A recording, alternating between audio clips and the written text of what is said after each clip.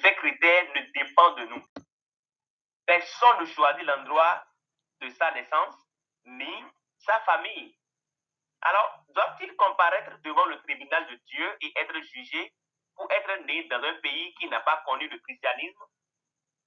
Par exemple, qui est né dans un pays dans lequel ce qui est priorisé réellement comme religion, c'est l'islam, par exemple.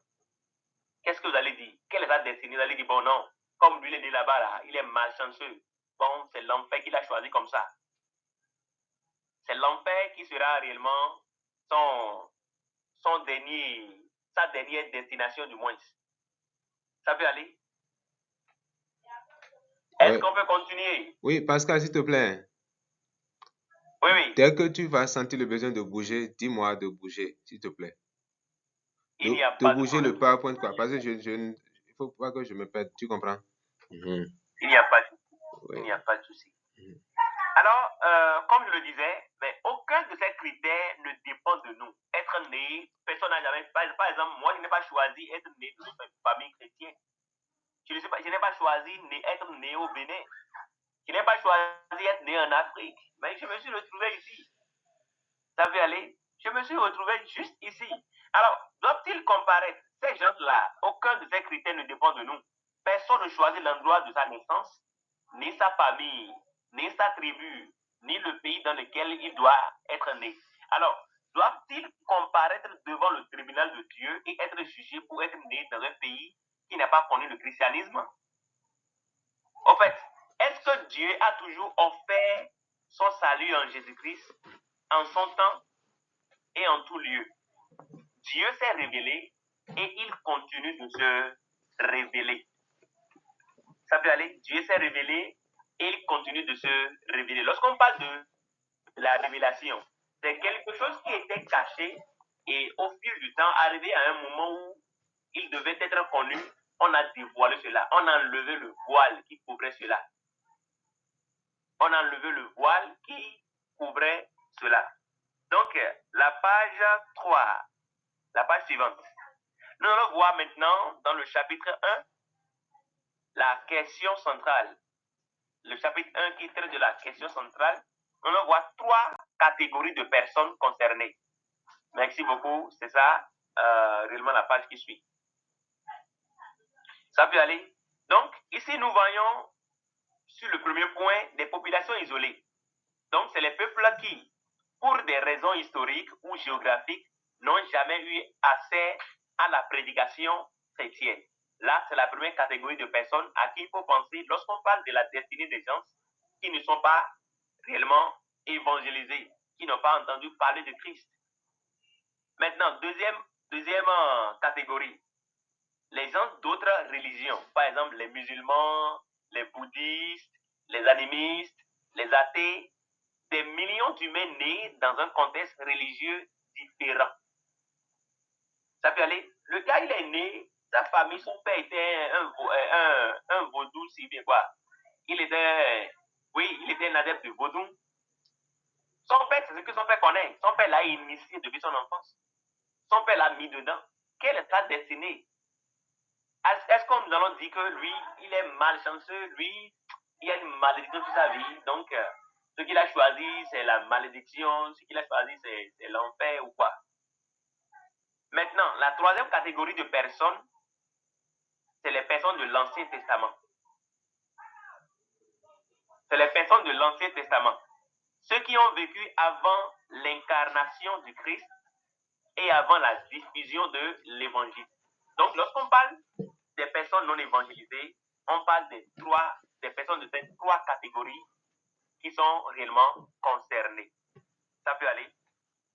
Donc, la volonté de Dieu, c'est que tous parviennent à la connaissance de la vérité, c'est-à-dire à la connaissance de son Fils Jésus-Christ, et qu'ils soient sauvés. Au milieu de toute cette confusion, Dieu a une volonté. Et sa volonté, en réalité, c'est le salut de l'humanité. Dieu n'a jamais applaudi lorsqu'un pécheur entre en enfer. Il n'a jamais applaudi ça. Dieu n'a jamais souri lorsqu'il voit un pécheur mourir de ses péchés et se retrouver devant la porte de l'enfer. Dieu n'a jamais célébré la défaite de quelqu'un, ou bien Dieu n'a jamais célébré le fait que quelqu'un n'a pas entendu parler de Christ, ou bien quelqu'un ne l'a pas reconnu, ni marché avec lui avant de mourir. Donc cette question concerne les trois catégories de personnes. Les populations isolées qui n'ont jamais eu accès à la prédication chrétienne, les personnes nées dans d'autres religions, musulmans, bouddhistes, animistes, athées, et enfin les personnages de l'Ancien Testament, ceux qui ont vécu avant l'incarnation du Christ. Ça peut aller là, nous considérons déjà les personnes qui sont concernées. Nous allons maintenant parler de la révélation de Dieu. Dieu se révèle. Là, c'est le chapitre 2. La page suivante, la page 4. Dieu se révèle. Coach, la page numéro 4. Ça ok, va? merci beaucoup. Donc, ici, nous allons voir ensemble deux formes de révélation divine. Dieu se révèle. Nous allons voir deux formes sur lesquelles Dieu s'est révélé. La première révélation ici, c'est la révélation générale. Dieu s'est révélé il a révélé sa nature, par sa nature, par la création, par la conscience humaine. Je reprends. Dieu s'est révélé dans la nature, dans la création et dans la conscience humaine. Vous allez voir l'homme, même un homme qui ne croit pas en Dieu, qui dit que Dieu n'existe pas. Il y a des contraintes de la vie, des problèmes, des difficultés de la vie qui vont l'amener à dire, il va un jour à dire Dieu. Même au fond de lui, il y a quelque chose là qui parle de ce Dieu-là. Ça veut aller. La deuxième révélation ici, qui est la révélation spéciale. Dieu s'est révélé par les Écritures, que nous connaissons aujourd'hui comme la Bible. Et en Jésus-Christ, Jésus-Christ en personne. Donc là, dans la révélation spéciale, nous voyons la révélation par les Écritures, qui est la Bible que nous voyons aujourd'hui, que nous lisons aujourd'hui, et la révélation en la personne de Jésus-Christ. Lorsque nous revenons sur la révélation générale, nous voyons que cette révélation est universelle, accessible à tout être humain, en tout temps et en tout lieu. Lorsque vous regardez l'univers, la nature, ce que Dieu a créé, vous voyez une seule chose. Vous voyez l'ordre. Il n'y a pas de désordre dedans. Et là, ce n'est pas le fruit du hasard. Il y a un homme, j'oublie son nom. Dans les études, ils nous ont dit que c'est lui qui a dit que c'est lui qui a fait sortir la théorie du Big Bang, que tout s'est créé, tout ce que nous voyons aujourd'hui est créé par le hasard, c'est-à-dire des éléments qui ont constitué, il y a des fusions entre les éléments et tout cela, on a vu aujourd'hui. En fait de compte, avant qu'il ne meure dans les années dans lesquelles il a rendu la vie des morts, lui-même il a confessé qu'en réalité, à voir l'autre qui règne dans le monde, la manière dont les choses sont ordonnées, le soleil se lève à son temps, la lune vient à son temps, tout est ordonné, tout sur la terre est ordonné. Il a dit certainement, il y a une main. Il y a une main spirituelle derrière ça. Il y a une main grande derrière ça. Il y a quelqu'un. Il y a une créature derrière tout ceci. Nous revenons sur la révélation spéciale. Est-ce que tout le monde est là? Lorsque nous revenons sur la révélation spéciale, nous voyons en réalité que Dieu s'est révélé par les Écritures, comme je l'avais dit, et la Bible que nous lisons aujourd'hui. Et maintenant, Dieu s'est révélé en la personne de Jésus-Christ. Donc, il est plus limité dans son aspect initial, mais plus complexe dans son contenu. Puisque nous voyons aussi que les gens de l'Ancien Testament n'ont pas eu vent de cette révélation. Ils n'ont pas eu vent de cela. Ils ont parlé de ça. Les prophètes ont annoncé cela, cette révélation qui allait venir. Mais ils n'ont pas eu la grâce de l'expérimenter. Alors, comment Dieu s'est-il révélé? Lorsqu'on parle de révélation, la révélation veut dire enlever le voile. Dieu a enlevé le voile sur sa personne de deux façons. D'abord, dans ce que nous appelons la révélation générale, celle que nous connaissons à travers la nature et la conscience. Ensuite, Dieu s'est révélé de manière spéciale dans la parole écrite c'est-à-dire les Écritures, et la parole vivante, c'est-à-dire Jésus-Christ lui-même. Donc, nous admettons aussi que Dieu peut se révéler de manière particulière, c'est-à-dire personnelle, à travers les rêves, les visions, les prophéties, la conscience individuelle et même les circonstances de la vie. J'aimerais bien que tout le monde suit jusque-là. Parfait même. Merci infiniment. Alors, le chapitre 3 nous parlera de la révélation de Dieu dans la nature. Nous allons parler de ça brièvement là-bas ici. Nous allons plus approfondir cela. La révélation de Dieu dans la nature, comme vous le voyez sur le PowerPoint à l'écran, tout le monde voit l'écran, j'espère bien. Oui. Donc, il est écrit dans Somme, chapitre 19, le verset 1, que les cieux racontent la gloire de Dieu et l'étendue manifeste l'œuvre de ses mains. Le verset suivant, c'est Romains, chapitre 1, le verset 18 à 20. Ce qu'on peut connaître de Dieu est manifeste pour eux. Ses perfections invisibles, sa puissance éternelle et sa divinité se voient comme à l'œil nu depuis la création du monde. Ils sont donc inexcusables. Cette phrase-là doit nous faire quelque chose. Cette phrase doit nous dire quelque chose. Ils sont donc inexcusables. C'est-à-dire, personne n'aura au dernier jour un argument pour convaincre Dieu, ou bien pour convaincre les anges, ou bien pour convaincre Jésus que non, nous n'avons pas une révélation de ce Dieu. On ne le connaissait pas. Non, tout est visible, tout est devant nous. La première des choses, cette révélation c'est à démontrer la gloire de Dieu, sa beauté, sa perfection, sa majesté, et comme cela est écrit dans Psaume 19, verset 1, que les cieux racontent la gloire de Dieu et l'étendue révèle, manifeste l'œuvre de ses mains. La deuxième chose, la révélation de Dieu dans la nature, c'est à rendre l'humanité responsable devant son Créateur sans excuse possible, comme je l'ai dit. Il est écrit ici qu'ils sont donc inexcusables. Personne n'aura d'excuse devant Dieu. Personne n'aura de raison devant Dieu au dernier jour par rapport à ce point que nous sommes en train de développer. Par rapport à la révélation de Dieu, Dieu s'est révélé clairement à tout le monde par nature.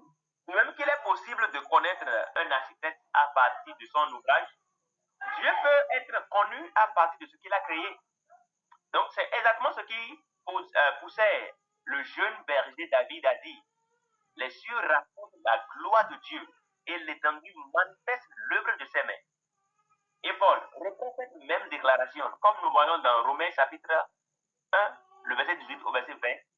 Et l'apôtre Paul, il reprend la même déclaration en disant que ce qu'on peut connaître de Dieu est manifeste, que ses perfections invisibles, sa puissance éternelle et sa divinité se voient depuis la création du monde. Ils sont donc inexcusables.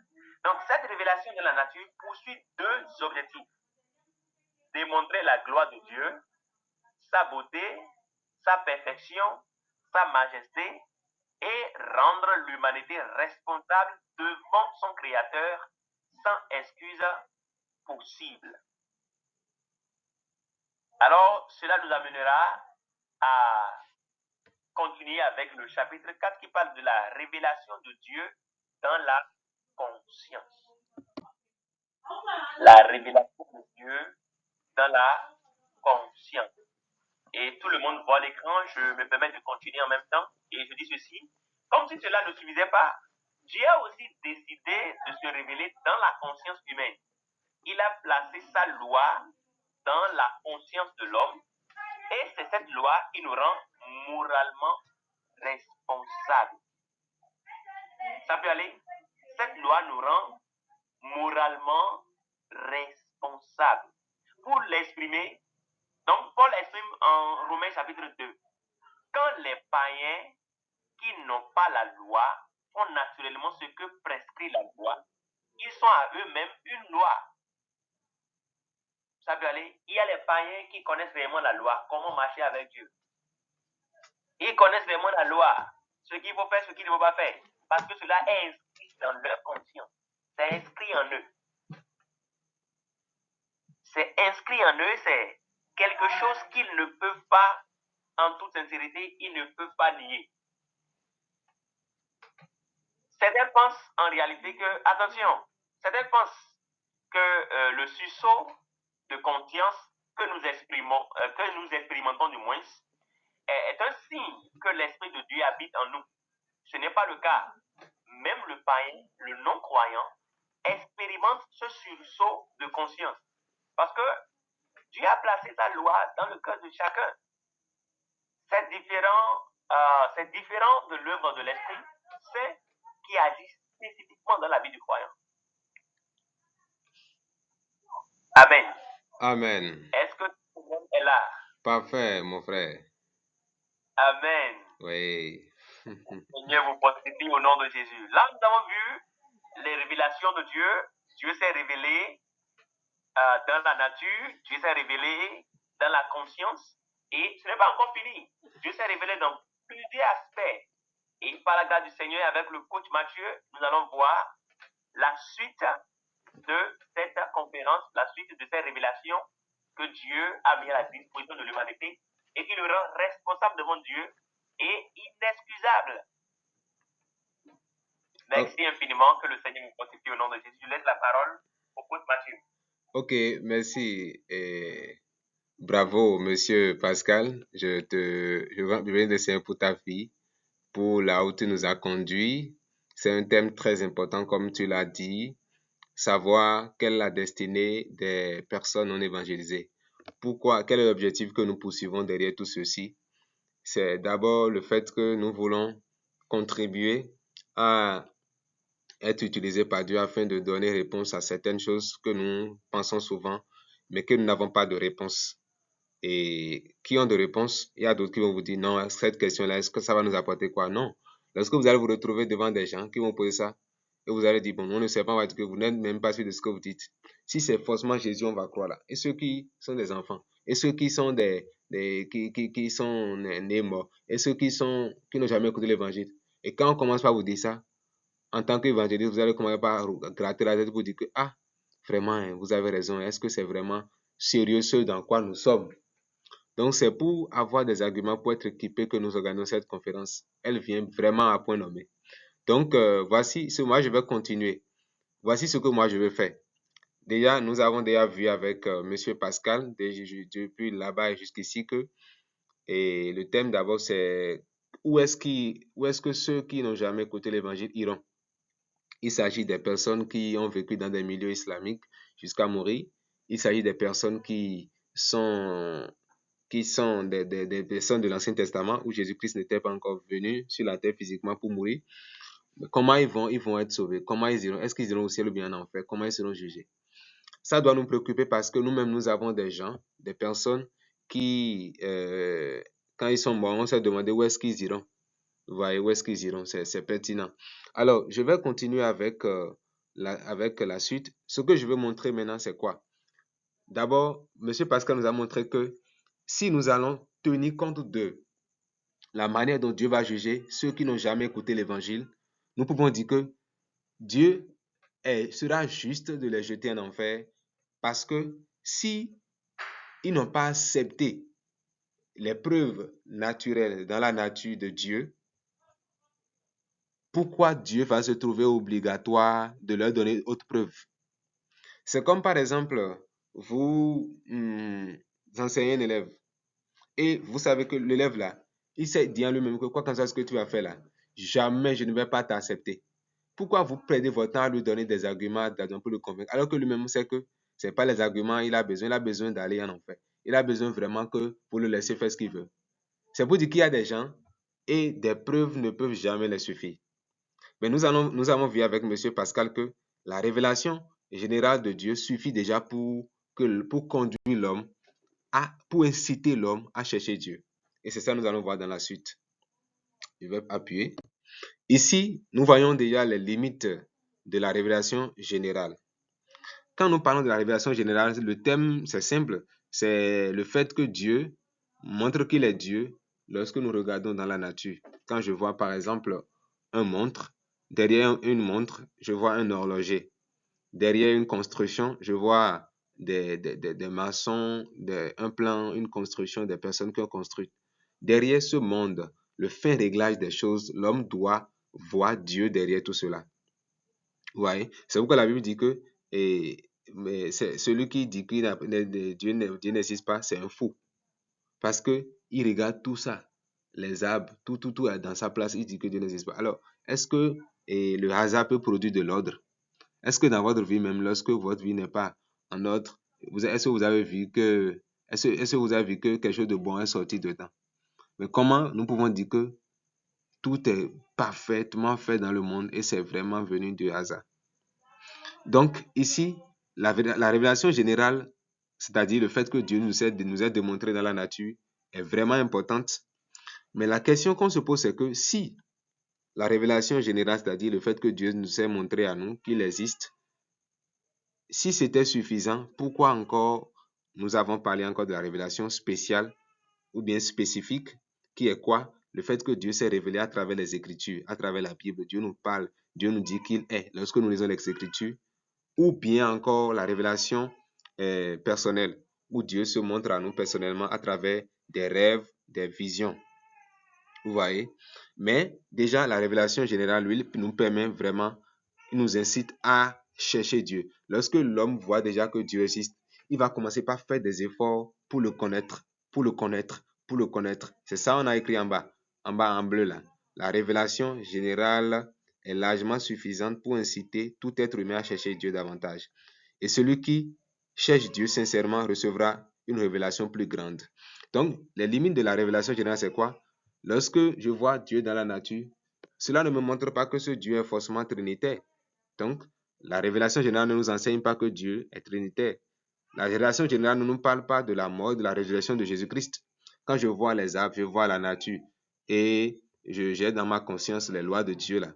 Est-ce que je suis déjà sauvé? C'est ça la question, c'est ça la limite au fait de la révélation générale. Donc, la révélation générale ne nous apporte pas les informations sur comment nous pouvons être sauvés, quel est notre sort, tout ça. Est-ce que Jésus est mort sur la croix? Bon, voilà, c'est ce que je veux dire. Est-ce que Jésus est mort enseveli? Parce que pour être sauvé, nous devons forcément croire en Jésus-Christ. Ça ne change pas, quoi qu'en soit le temps et l'espace. Nous devons croire en l'œuvre de Jésus-Christ. Maintenant, si la révélation générale nous parle seulement de Dieu, de comment Dieu, elle ne nous dit pas comment Jésus est mort pour que nous croyions. Elle ne parle pas de la résurrection des morts, le détail du plan de salut, l'existence de... Mais elle peut enseigner quoi?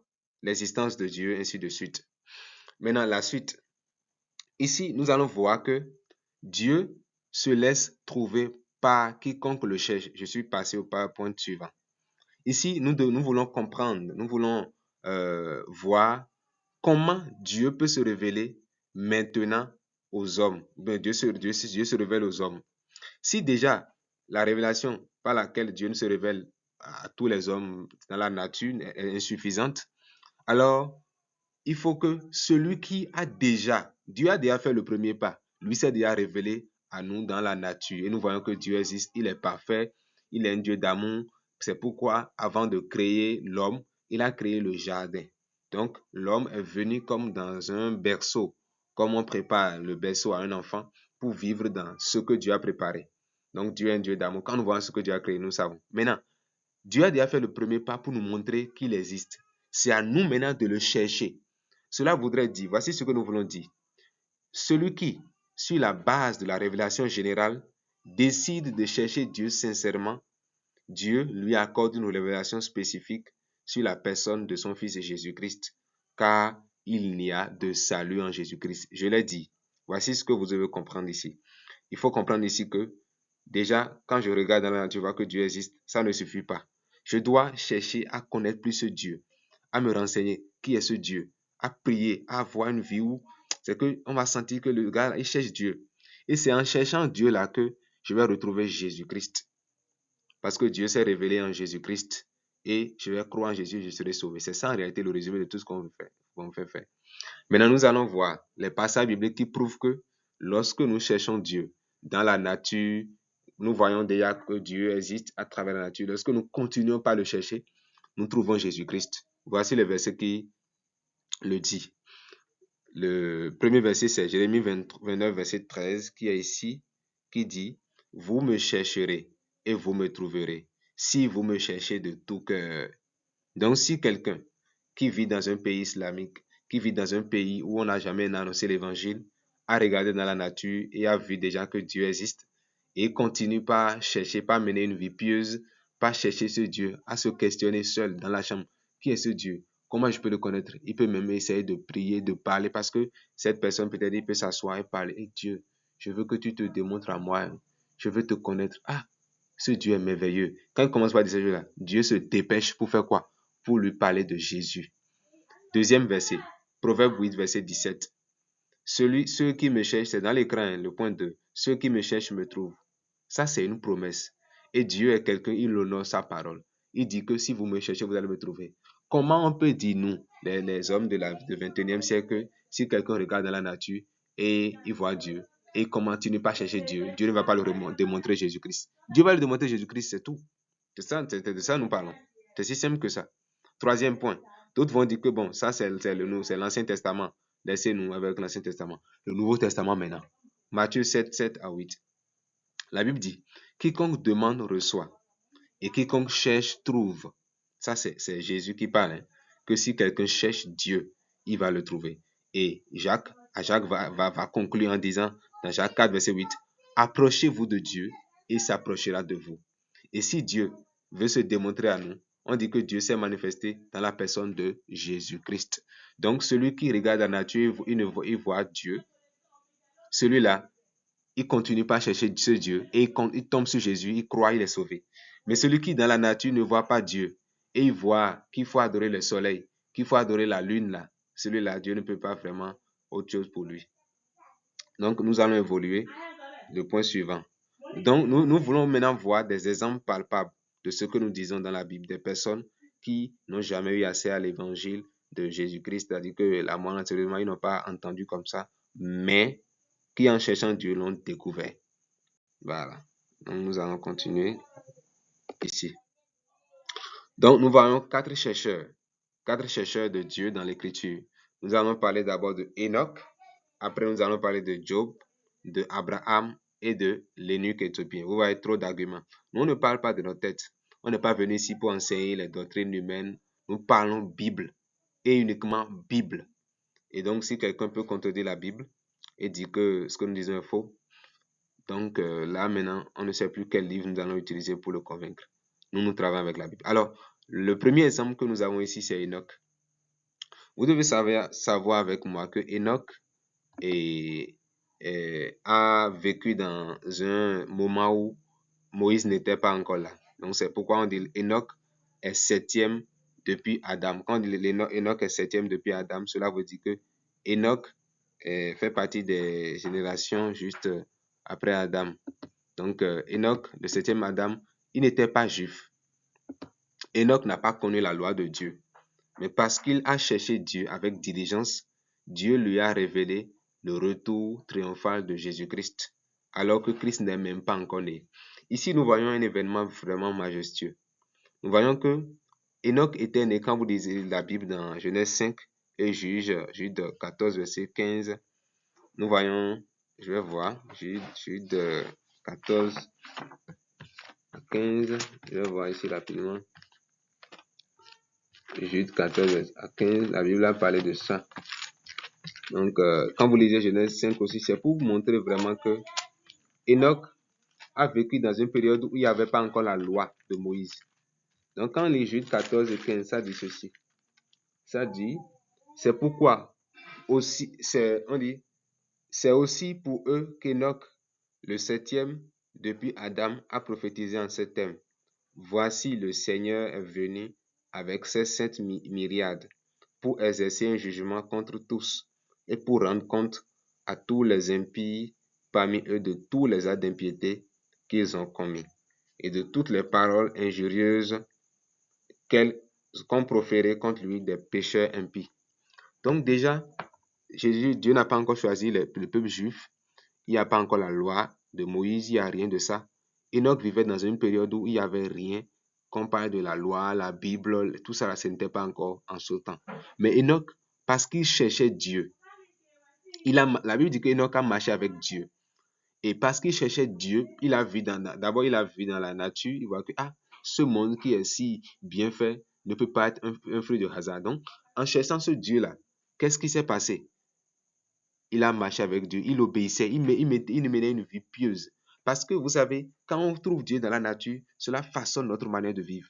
Lorsque quelqu'un voit que Dieu est parfait, il fait les choses en son temps, normalement il doit être organisé.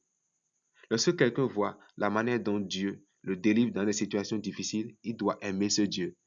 Donc c'est comme ça on cherche Dieu, c'est ça en réalité. Donc Enoch marchait avec Dieu de façon pieuse, malgré que personne ne lui a parlé de Dieu et tout ça, il marchait avec Dieu. Mais qu'est-ce qui s'est passé? La Bible dit que Enoch a eu la révélation de Jésus-Christ. Est-ce que pendant le temps d'Enoch, là, Jésus était là? Nous voulons passer maintenant de la révélation générale à la révélation de Jésus-Christ.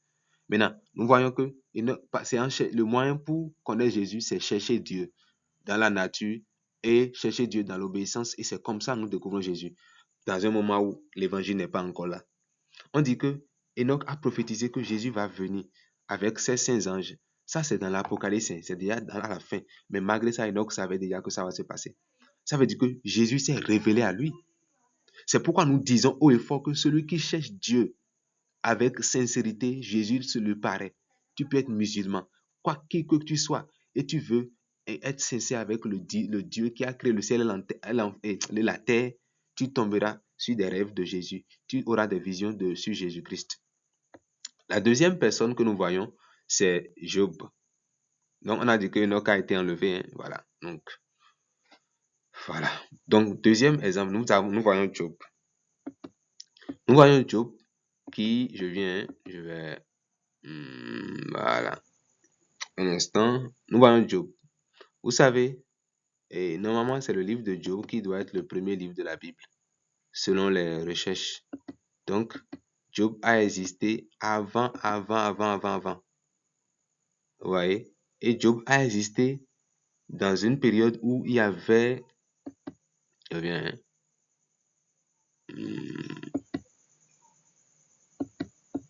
Un instant. Voilà. On dit Job, l'homme le plus influent de l'Orient a dit. Job était l'homme le plus influent de l'Orient.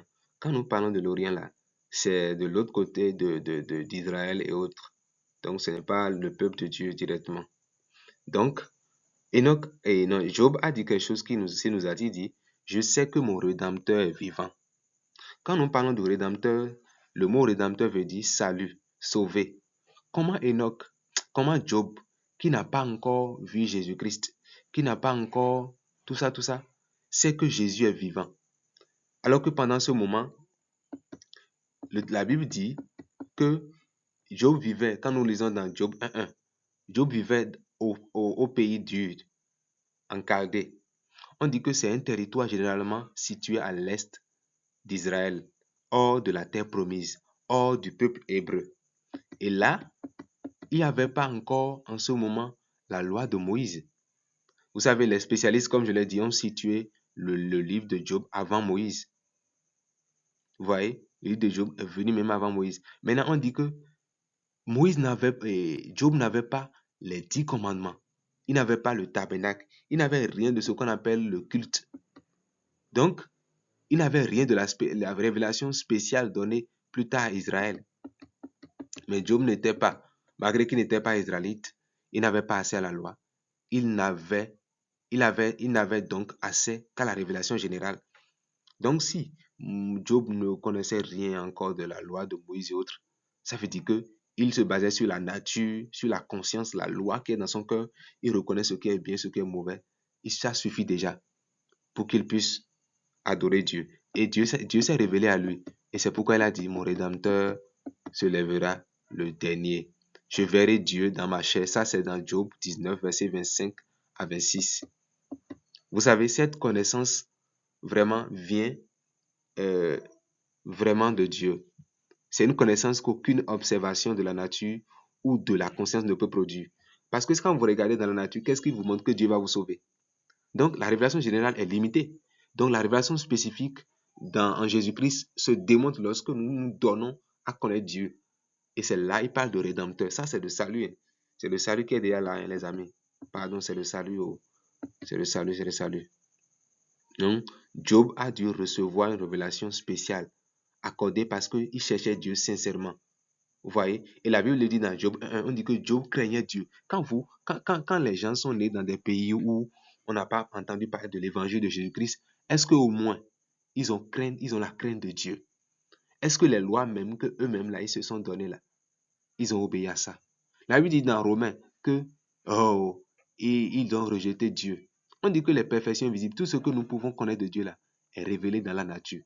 Mais malgré cela, les hommes ont rejeté Dieu dans Romains. C'est pourquoi Dieu les a livrés. Nous voyons un autre exemple, je vais évoluer. Nous voyons Abraham. Abraham est né dans une famille polythéiste, dans un contexte polythéiste. C'est-à-dire, ils adoraient les divinités, les autres dieux, en Ur des Chaldées. Vous voyez? Et Abraham a observé le firmament, il a vu Dieu dedans. Et la Bible nous dit qu'il a entendu la bonne nouvelle d'avance. Est-ce que vous savez que la bonne nouvelle, Abraham a entendu? Nous savons qu'il y a une seule bonne nouvelle, qui est celle de l'évangile, de la mort et de la résurrection de Jésus-Christ. Même si Jésus n'est pas encore mort en ce moment, au moins il croyait qu'il allait venir mourir. Vous savez, pour les personnages de l'Ancien Testament, ils n'ont pas besoin forcément que Jésus vienne mourir pour croire qu'il va mourir, pour être sauvé. Mais ils ont besoin de croire en espérance. Donc la Bible dit qu'il y a d'autres, même dans Hébreu, on dit qu'ils croient jusqu'à ce qu'ils n'ont pas vu la promesse et ils sont morts.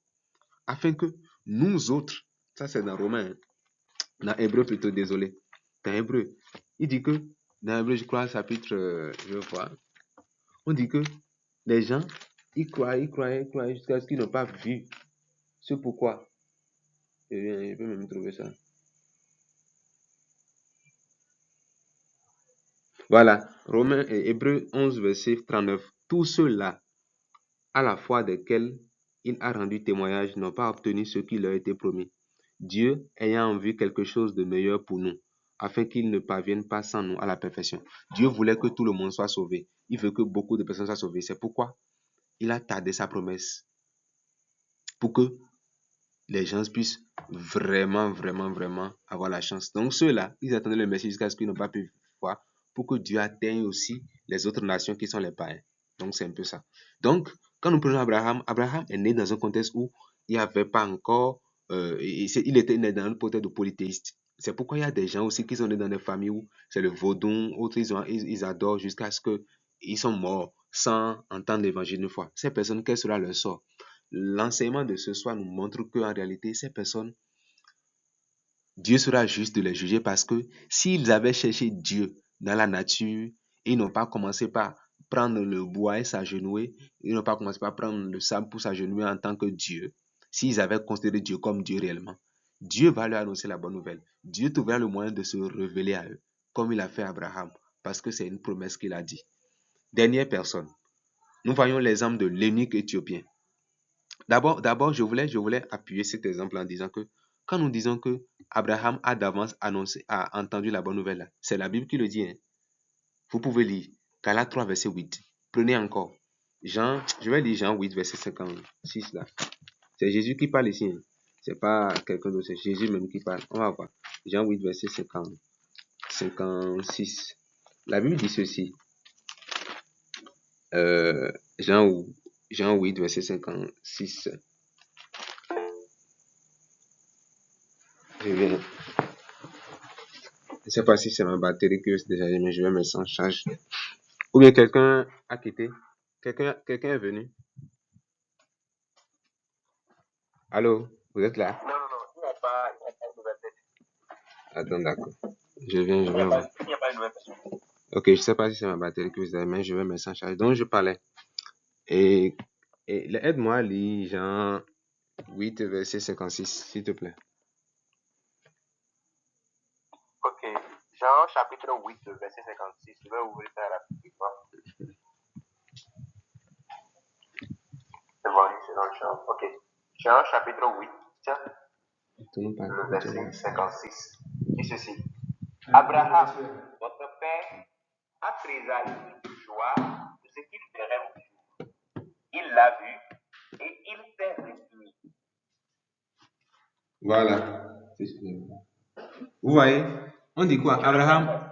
Oui, relis, s'il te plaît, c'est intéressant. Ok. Abraham, votre père, a tressailli de joie de ce qu'il verrait mon jour. Il l'a vu et il s'est réjoui. Quand on dit que qui parle, c'est Jésus qui parle. À qui? À la foule. Vous voyez? Il dit que Abraham a vu son jour. Ça veut dire quoi, les amis? La Bible est profonde. Dieu sera juste de juger ceux qui n'ont jamais entendu l'évangile parce que Abraham n'a pas entendu un évangéliste parler. C'est Jésus lui-même. On dit que il a tressailli de joie parce qu'il a vu son jour. Il a vu son jour, il a vu Jésus. D'une manière ou d'une autre, si nous pouvons le dire. Il a entendu la bonne nouvelle. Nous allons lire notre verset encore. Je vais lire tous les versets ici pour que nous soyons sûrs. Galates 3, verset 8. Galates 3, verset 8.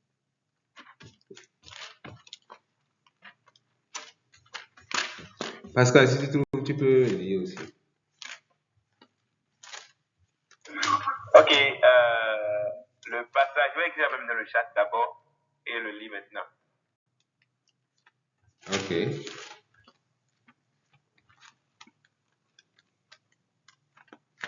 Galates 3, 8.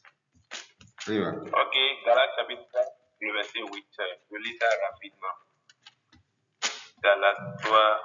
Ok, je vais t'aider. Galates 3, verset 8. On dit aussi, l'Écriture prévoyait que Dieu justifierait les païens par la foi.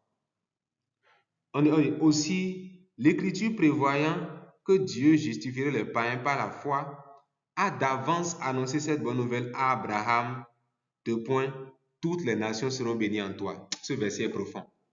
Abraham, comme on l'a dit, est né dans une famille polythéiste, dans un contexte où les gens adoraient d'autres dieux. Mais lui, il n'a pas considéré le soleil, parce qu'en son temps, ils adoraient les dieux, soleil et autres. Lui n'a pas considéré le soleil comme le créateur du soleil. Mais il savait qu'il y a un créateur qui est béni éternellement. Et lui, dans sa conscience, il cherchait ce Dieu-là, ce créateur-là. Et qu'est-ce qu'il a trouvé? Cette bonne nouvelle. Dieu l'a annoncé d'avance la bonne nouvelle. Quand on dit d'avance, ça veut dire quoi? C'est annoncé avant. Vous voyez? Donc, nous disons haut et fort que quiconque voit Dieu dans la nature, il continue par le chercher, en le craignant, en cherchant, en priant, en disant des trucs pour le connaître. Dieu se dépêchera pour honorer sa promesse de se révéler à lui. Le cas de Enoch, le cas de Job, le cas d'Abraham. Et c'est d'Abraham nous parlons. Maintenant, on dit que toutes les nations seront bénies en lui. C'est la bonne nouvelle. Dans cette portion de phrase-là, il n'y a pas deux bonnes nouvelles, il n'y a pas deux évangiles. C'est la bonne nouvelle qui est dedans comme ça. Les nations seront bénies en Abraham parce que de la lignée d'Abraham va naître le Messie qui est Jésus-Christ, Yeshua HaMashiach, le Dieu vivant et véritable qui va mourir sur une croix de honte pour nous sauver de la honte éternelle. C'est ça. Et le comble encore, l'exemple le plus poignant, percutant, fort, c'est celui de l'eunuque éthiopien, l'officier. Lui, il avait même de l'argent pour chercher Dieu. Est-ce que vous trouvez de l'argent pour chercher Dieu? Est-ce que vous avez de l'argent pour lire les choses pour connaître Dieu? Les gens veulent connaître Dieu aujourd'hui. Seigneur, je veux te connaître, je veux te connaître. Mais ils ne sont prêts à rien dépenser pour connaître Dieu. Les gens sont incapables de sortir de l'argent de la poche pour payer une formation biblique, spirituelle, pour lire des livres. Vous voyez ce que c'est bizarre. Mais lisons le cas de l'eunuque éthiopien. On dit que dans Acte 8, versets 26 à 40, on dit l'eunuque éthiopien s'est procuré à grands frais. Parce qu'en son temps, il n'y avait pas encore l'Internet, l'électronique, et la photocopie, la saisie. Non, avant d'avoir un livre comme ça, là, il faut dépenser de l'argent. Et c'était des extraits. Donc, il avait eu un exemplaire du livre d'Ésaïe. Il n'y avait pas encore en ce moment la Bible, Nouveau Testament, Ancien Testament. Donc, il avait une partie là d'Ésaïe. Et il lisait. Personne ne lui avait parlé de Jésus. Mais quand même, le gars, il prend du plaisir à lire le livre de Dieu. Et là, il veut lire. C'est lui là maintenant. Et qu'est-ce que Dieu a fait? Dieu a dit, fais vite, Philippe, vas-y, pour lui annoncer l'évangile. Et quand il est venu, l'unique type, Philippe lui a dit, est-ce que tu comprends ce que tu dis? Il dit, je ne comprends pas si quelqu'un ne m'explique. Et il dit quoi? Il dit, cette parole est reliée à Jésus-Christ. Parce qu'on dit que on va le mépriser. Ça, c'est Isaïe 53, brisé pour nos iniquités. Et il a été blessé, homme de douleur, habitué à la souffrance. Là, il s'agit de Jésus-Christ. Donc, même dans l'Ancien Testament, il y a déjà la parole de Jésus. Il y a déjà des paroles concernant Jésus. Et des gens de l'Ancien Testament qui n'ont pas vu le sable comme Dieu, qui n'ont pas vu le bois comme Dieu, et qui ont vu Dieu comme Dieu, Dieu s'est révélé à eux. Il leur a donné sa promesse. Vous voyez? Donc, nous devons savoir que quiconque cherche Dieu, Dieu se révèle à lui. L'unique Éthiopien, il a été baptisé, il a été sauvé, et gloire à Jésus. Dieu est fidèle. Nous allons continuer. Alors, donc nous pouvons dire, en résumé ici, que Dieu a fait que tous les peuples, ça c'est Acte 17, verset 26 à 27. Je vais lire. Acte 17, verset 26 à 27. Dieu a fait que tous les peuples de la terre aient une seule origine. Que ça soit dans un pays où les gens adorent Dieu, les gens annoncent l'évangile ou pas, laissez-moi vous dire, on dit que tous les peuples de la terre, Dieu a fait qu'ils aient une seule origine.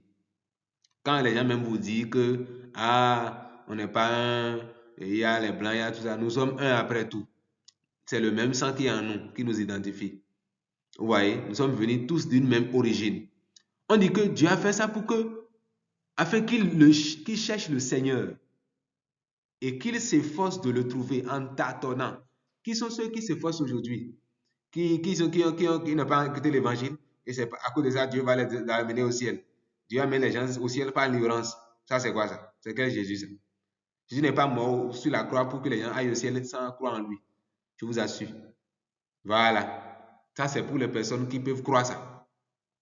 Donc, Dieu dit que les gens vont s'efforcer de le trouver en tâtonnant, bien qu'il ne soit pas loin de chacun de nous. Donc, celui qui cherche Dieu trouve. Dieu est fidèle à travers les siècles, à travers les cultures, à travers les pays islamisés, à travers les pays christianisés. On continue.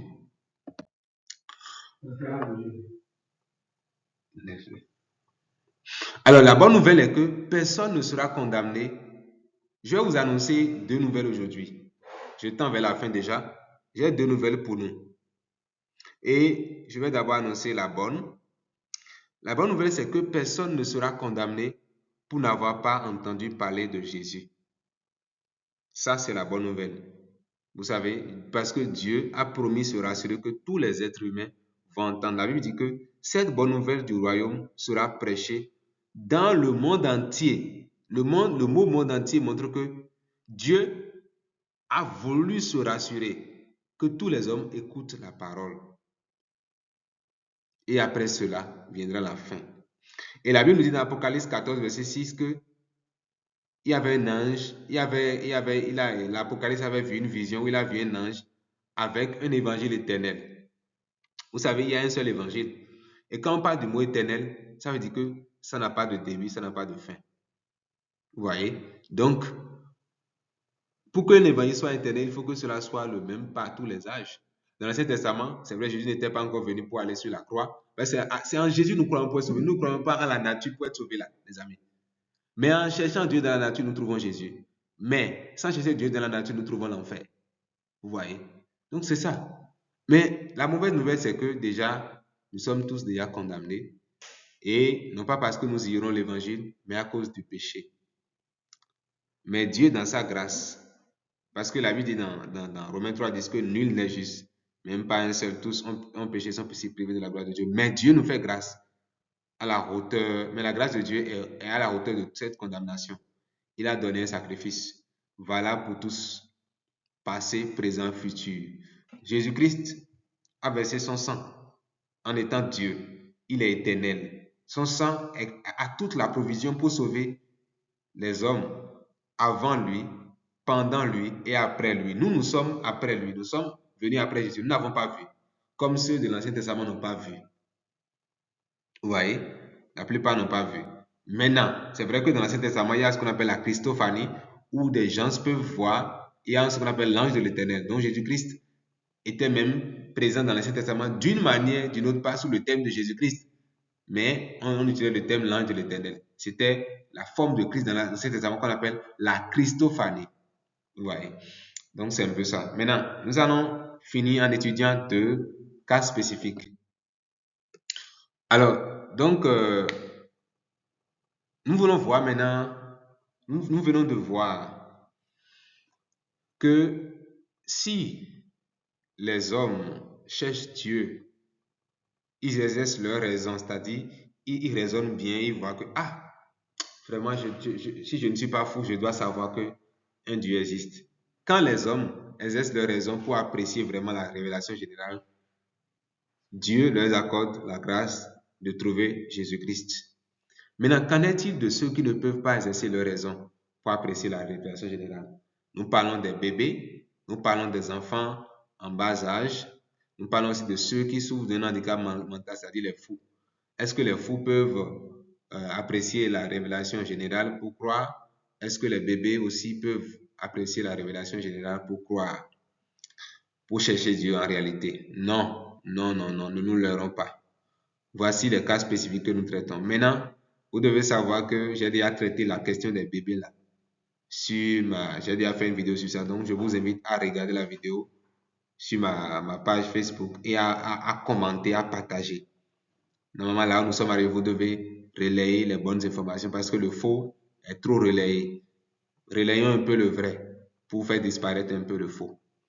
Alors, le sort des bébés et des enfants qui ne peuvent pas apprécier la nature, dans la nature Dieu, pour trouver Jésus. Premièrement, d'abord, je vais parler de deux points de vue. On est d'accord? J'avais déjà abordé dans ma vidéo le point de vue de la justice de Dieu. Et j'ai dit que Dieu serait juste de juger les enfants, de les amener en enfer.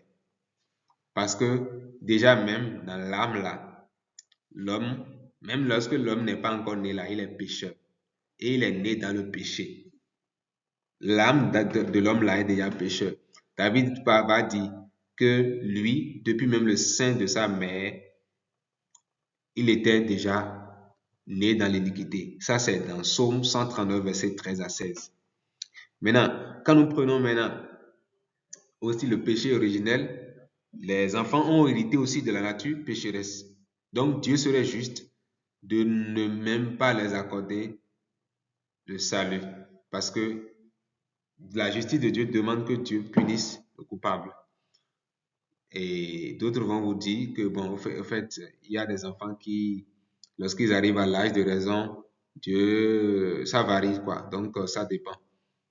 Donc, maintenant, avant d'aborder l'âge de raison, là, je vais dire ceci. Donc, ça, ce que je viens de dire maintenant, c'est par rapport à la justice de Dieu. Maintenant, quand nous considérons maintenant l'amour de Dieu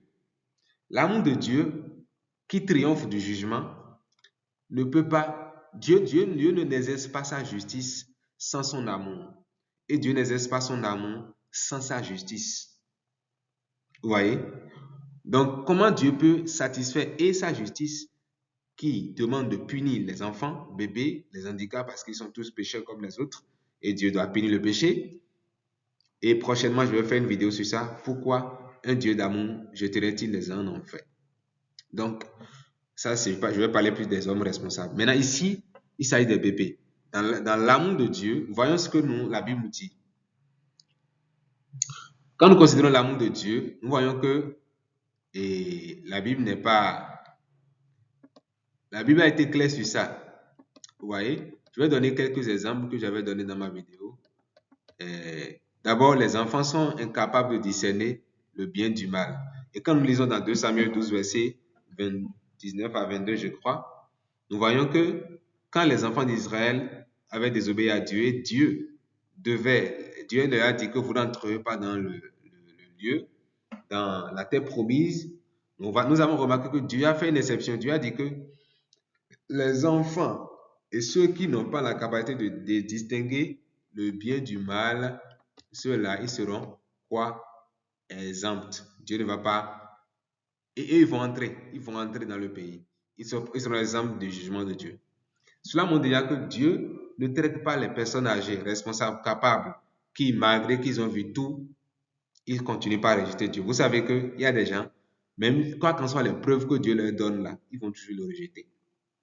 Le bel exemple, c'est dans la Bible où Jésus, quand Jésus a ressuscité Lazare, nous voyons clairement que les gens, malgré qu'ils ont vu ce grand miracle de Jésus-Christ qui n'a jamais existé depuis l'Antiquité, ils ont pris la pierre pour lapider et pour vouloir jeter la pierre sur Lazare et sur Jésus-Christ.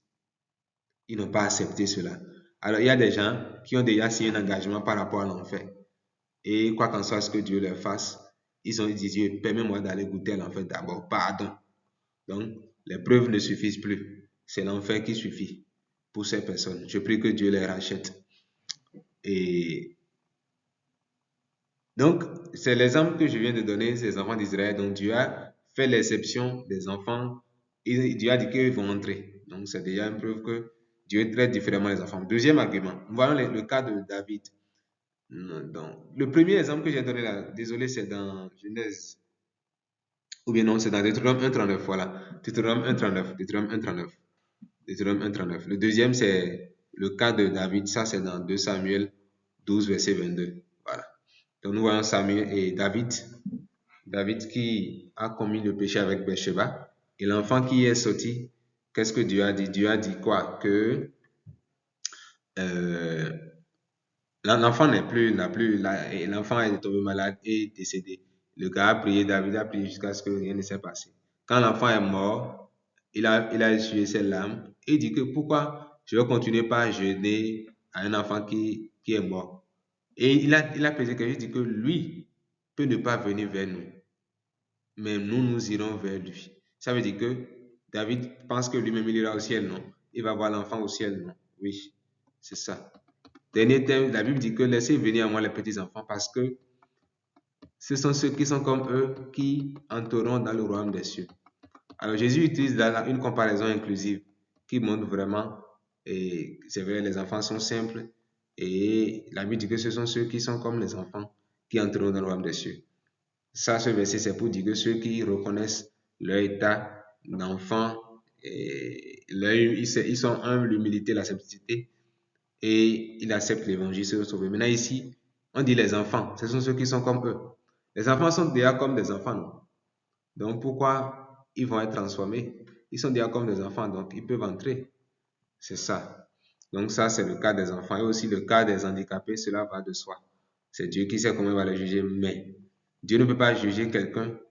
Et les jugements aussi en enfer, vous savez, ce sera selon les œuvres. Quand vous lisez l'Apocalypse, ça veut dire que chacun sera jugé selon ses œuvres dans l'enfer. Il y a aussi, de la même manière qu'il y a des récompenses au ciel, il y aura des places dans l'enfer. D'autres seront plus proches du feu que d'autres. Donc, chacun sera jugé selon ses œuvres. Vous pouvez chercher le verset dans la Bible. Ça, je peux vous lire ça rapidement. Apocalypse 20, verset 13. La mer rendit les morts qui étaient en elle. La mort et le celui des morts rendit les morts qui étaient en eux. Et chacun fut jugé selon ses œuvres. Voilà. Donc, le jugement en enfer aussi sera selon les œuvres. Nous allons continuer et finir. C'est là que nous allons nous arrêter. Je vais faire la conclusion rapidement. Ça, c'est des questions que des gens m'avaient posées peut-être. Donc, des questions susceptibles qu'on peut poser. Donc ça, le temps a évolué. Nous sommes en train de boucler les 1 heure comme ça, 30 minutes. On dit 6 vérités fondamentales que vous devez retenir. Conclusion. 6 vérités fondamentales que vous devez retenir.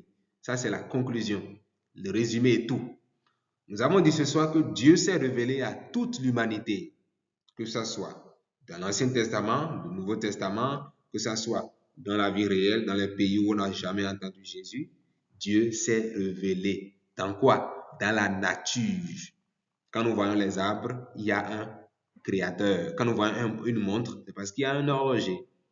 Quand nous voyons un téléphone, c'est parce qu'il y a un fabricant. Quand nous voyons une voiture, c'est parce qu'il y a quelqu'un qui l'a fait. Dieu s'est révélé à nous dans la nature. Et donc, quand nous nous basons sur la révélation de Dieu dans la nature, si les hommes n'ont pas vu Dieu dans la nature, ils ont vu autre chose et qu'ils adorent, ils seront inexcusable devant Dieu, comme la Bible dit dans Romains 1. Maintenant, parce que la révélation générale est limitée, il ne peut pas nous fournir des informations sur la mort de Jésus sur la croix, ensuite la résurrection de Jésus, parce que c'est ça qu'il faut croire pour être sauvé. Donc maintenant, est-ce que regarder dans la nature peut nous amener à connaître Jésus? Non. C'est déjà un pas que Dieu a fait pour nous donner le goût pour le chercher.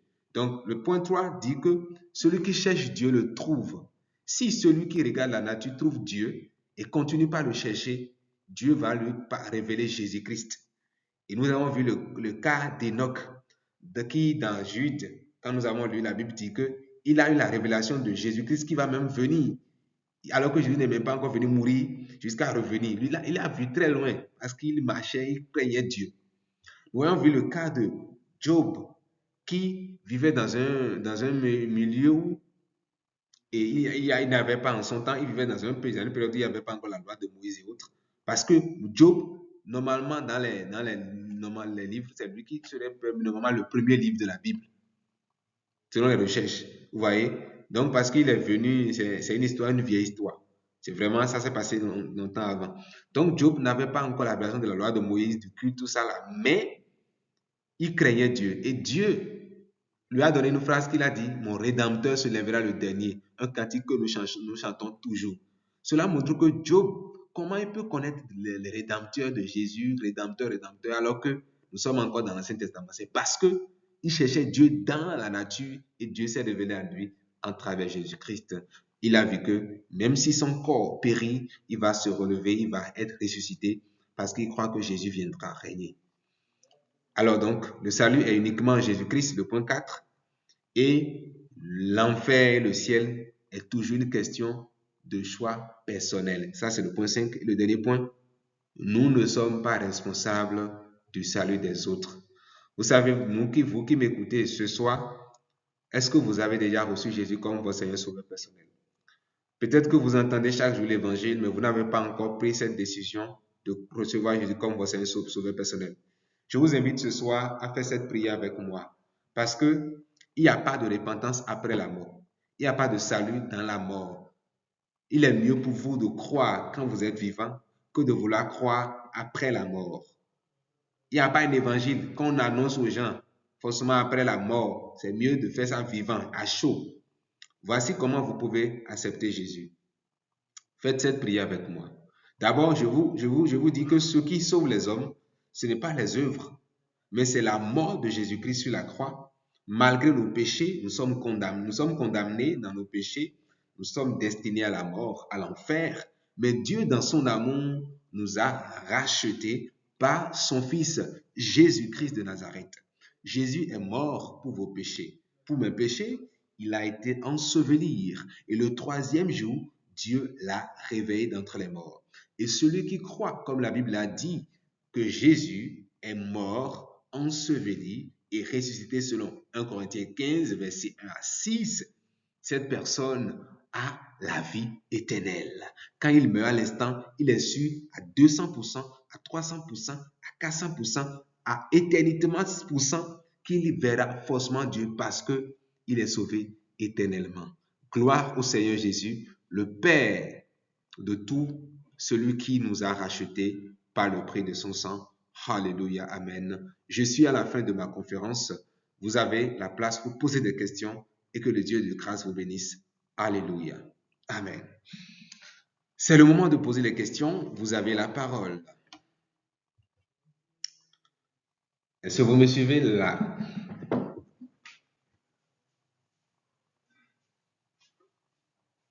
Est-ce que mes amis Oui, sont coach, là? on vous suit bien. Merci beaucoup pour la conférence. Mon frère, c'est chaud, c'est chaud. C'est à Que le Seigneur t'assure. J'ai réécouté ça au moins. Oui, Seigneur, merci. Ah non, les amis, vous êtes bons, quoi. Non. Même si c'est une à deux personnes, au moins, allez. Merci beaucoup. Et vous avez des questions, parce qu'on finit avec ça. Vous avez la place aux questions. Nous vous écoutons.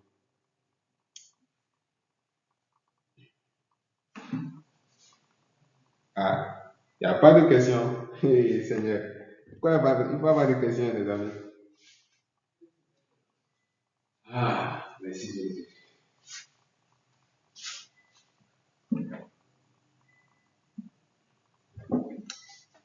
Ah, les amis, s'il n'y a pas de questions, euh, moi, je vais vous demander qu'est-ce que vous avez retenu ce soir. Chacun va parler, il va dire ce qu'il a compris, ce qu'il ne comprenait pas, il a compris ce soir. Bon, si vous, soit sentez-vous libre, hein, c'est pas obligatoire, hein, c'est au choix. Si quelqu'un a compris quelque chose de nouveau ce soir, qu'il le dise et merci. Nous allons clôturer comme ça. Nous vous écoutons. Vous avez quelques temps. Merci.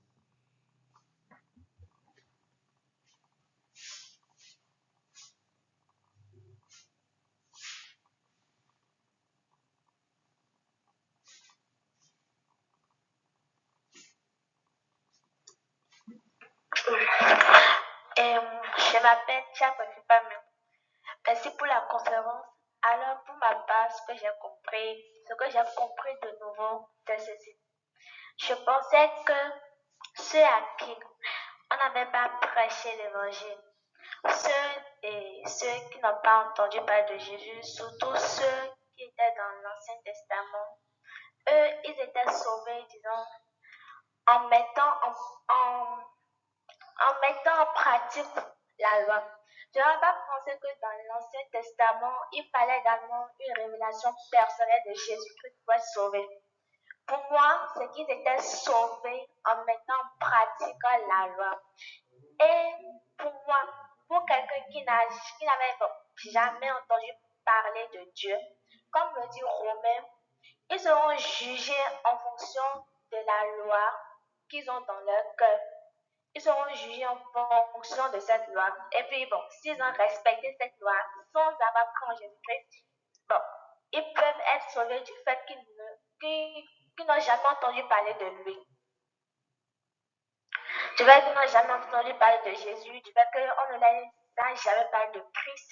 Donc, pour moi, je ne savais pas que pour être sauvé, bon, surtout si c'est quelqu'un qui n'a jamais entendu parler de Christ, qu'on n'a jamais prêché l'évangile, il faut qu'il ait lui-même d'abord une relation personnelle de ce Jésus, bon, sans la loi, sans les autres trucs, quoi. C'est un peu ça. Ok, Fifame, merci beaucoup. Vous m'écoutez bien? Alors, vous m'écoutez? D'accord. Donc, merci pour le résumé. Comme tu l'as dit, dans l'Ancien Testament, c'est vrai, il y a la loi de Moïse, il y a la loi et tout ça. Mais ce qu'il faut comprendre, Dieu n'a jamais donné la loi pour sauver quiconque. La loi ne peut jamais conduire quelqu'un au ciel, même dans l'Ancien Testament, même dans le Nouveau Testament.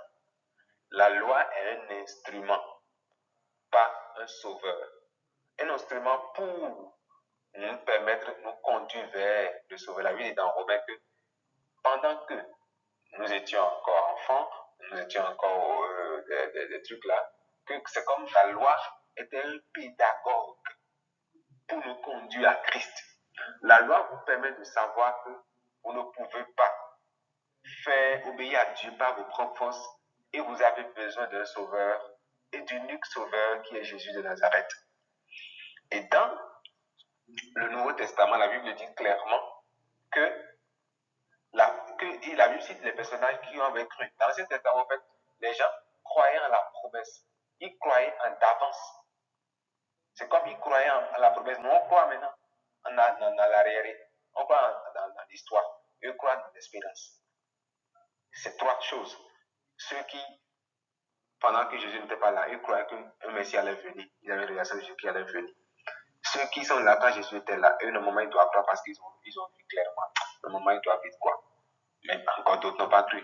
Mais ceux qui sont venus après Jésus-Christ doivent croire en Jésus-Christ qui est venu avant pour être sauvés. Que ce soit dans l'Ancien, le Nouveau Testament, le seul salut est en Jésus. Le salut n'est pas dans une règle à obéir. Et dans l'Ancien Testament, la loi a été donnée comme la Bible le dit aussi dans Romains 3, verset 19, que La loi a été donnée pour que tout le monde se voit comme coupable. La loi réussit son travail lorsque les gens sont prêts à aller en enfer.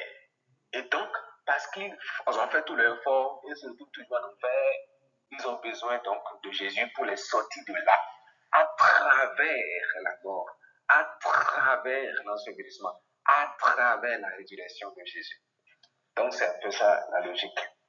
Donc, la loi est un instrument par le Sauveur dans l'Ancien Testament, dans le Nouveau Testament, et aussi aujourd'hui. Merci. Merci pour ce compliment, c'est très profond, hein, les amis.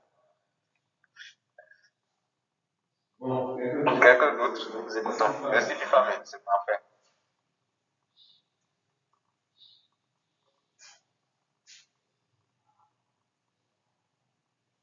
Bon, s'il n'y a pas d'autres intervenants,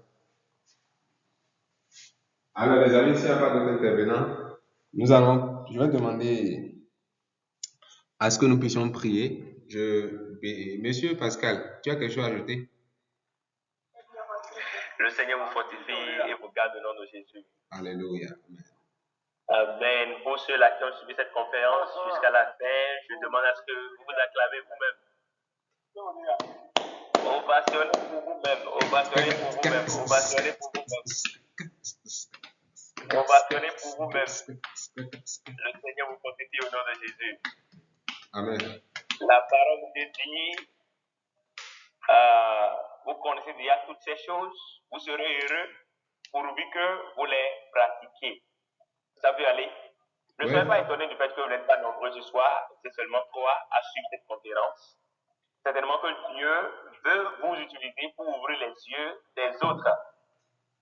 Ça peut aller. Donc, Jésus-Christ lui-même, qui est le maître, il n'a formé que 12 disciples, 7 disciples aujourd'hui. Avec les 12 disciples, le monde entier a eu vent de l'évangile. Le monde entier a été secoué par la vérité de l'évangile. Donc, Dieu vous a équipé ce soir avec ces vérités-là pour défendre la foi chrétienne dans vos églises locales, dans vos lieux de service et partout. Ça peut aller. Donc, ce que je vais demander avant qu'on ne mette fin à cette séance, c'est que vous continuez à prier. Seigneur, révèle-toi à moi davantage la révélation de Christ. Demandons cela encore et encore. Que le Seigneur vous fortifie, qu'il vous garde, qu'il vous soutienne au nom de Jésus.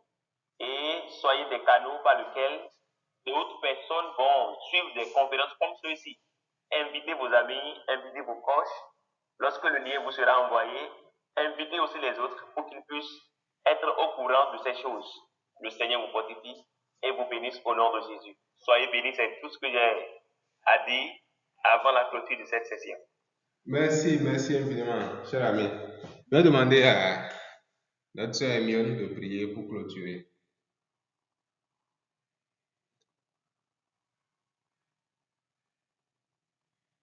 Sœur Hermione, vous êtes là? Vous avez fermé votre micro. Ok, je vais faire la prière alors. Oui, alors. Oui, fais prier pour nous. Il y avait du Dieu autour de moi, donc je lui ai dit, d'accord. Ok, dans le nom de Jésus. Alors, Père, nous voulons te dire merci. Merci pour ce moment. Merci pour ce Alors, il y a du bruit. Voilà, c'est bon maintenant. Ah, ok. Nous prions dans le nom de Jésus-Christ. Seigneur, notre Dieu, notre roi, nous voulons te... Vous avez coupé le micro?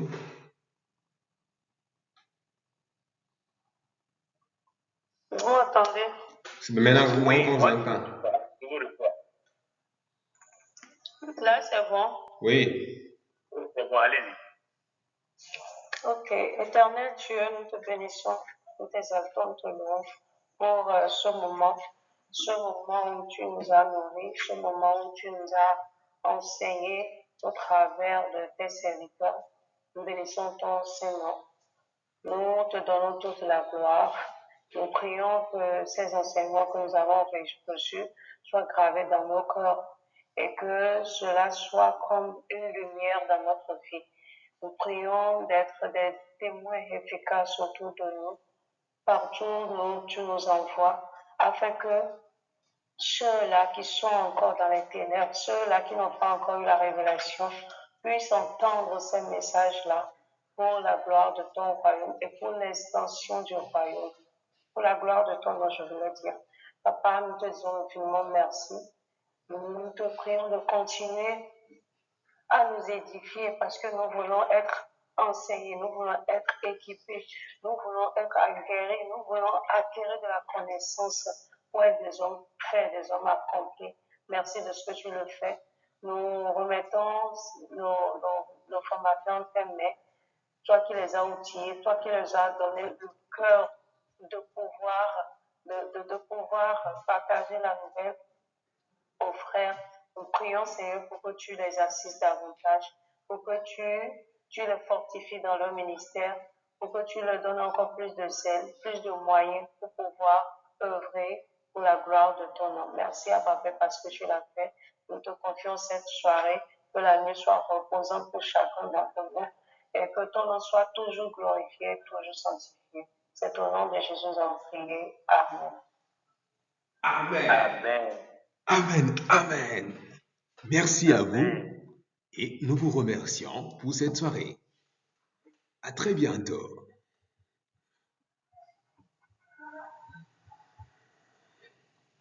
Vous allez me